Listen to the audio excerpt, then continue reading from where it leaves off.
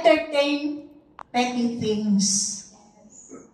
And you will always be the solution of the problem.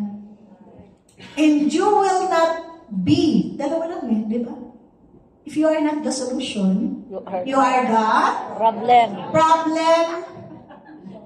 Right?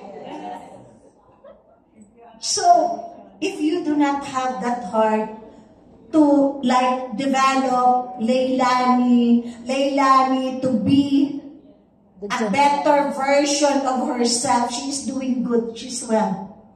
But there is a better side pa. No? If you do not have the heart, and if there will come a time na magka-problema kami. If I will dwell to that problem, do you think Leilani will grow? No. So my heart is for Leilani to reach the top. Wow! And Leilani's heart is to develop other people too. Right. Problems? Actually, we encountered na a lot of problems.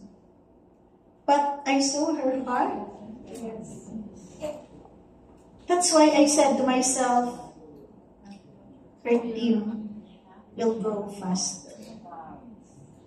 Because of the heart that she has.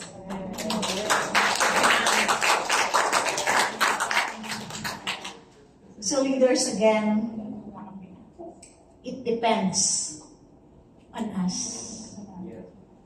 Hindi sipag-sipag ang pinag-uusapan. How hardworking you are. That is not.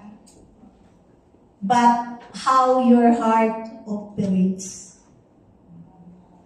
What is inside your heart? If you do not have the love, if you do not have the heart for other people, and you are doing the way just to gain for yourself, 100%, you will not succeed.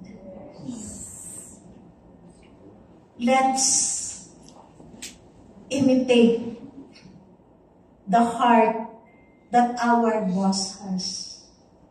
That is passed on to the next level, and to our level. And that is the heart that we can pass on to the people next to us. Leaders, are you ready to have a big heart? Yes! If so, see you at the top. Woo!